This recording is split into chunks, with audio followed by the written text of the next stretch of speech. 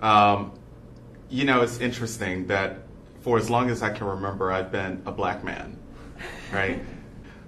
Most of what has been written on black men in the larger social context, as well as in education research, K-12 and higher ed, is all about why we do so poorly, why we drop out in such high numbers, why so few of us go on to college, and once we get there, why we're so disengaged, and so on.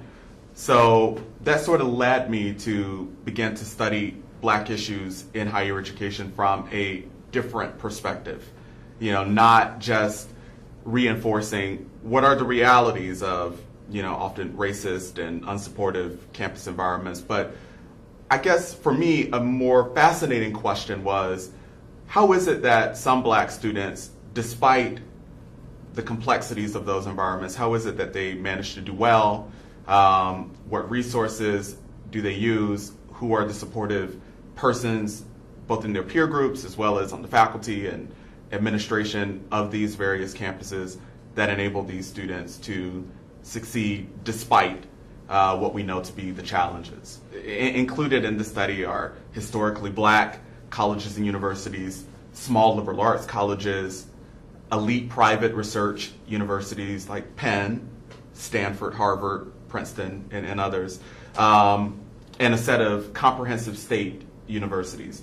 The culminating book is really exciting for me because it represents what I think is my most complete understanding of all the data, all the participants, all the work that has gone into this national study. And it is organized largely around this theme of exceeding expectations.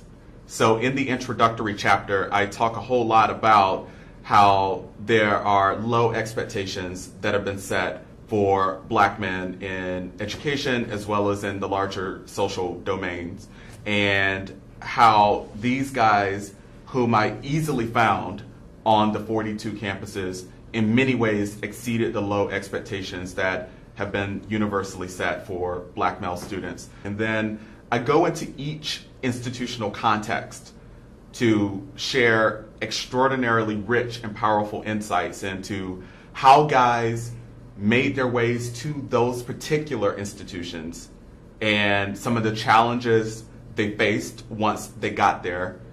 Because again, being one of 15 black male students on the entire campus is a little bit different from being, maybe one of 1,000 black male students, half of whom perhaps are student athletes in a particular context. I've taken the framework from the Black Male Achievement Study and used it to look at men in general in an anti-deficit kind of way.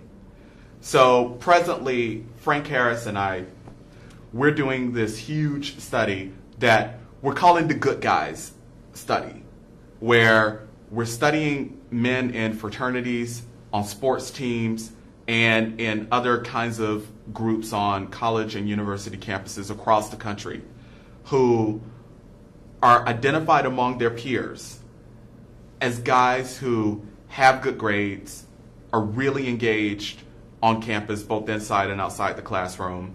We know nothing about men who behave in that way because the literature is just so focused on the bad things that men do.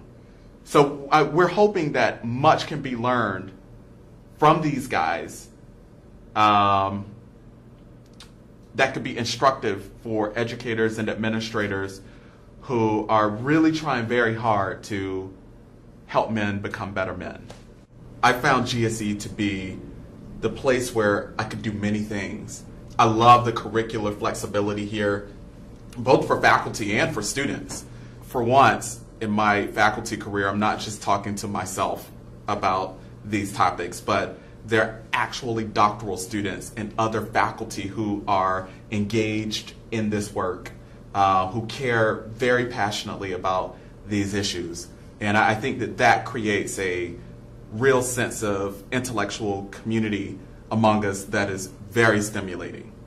Hi, I'm Shaun Harper. I am on the faculty in the Graduate School of Education, Africana Studies, and Gender Studies at the University of Pennsylvania.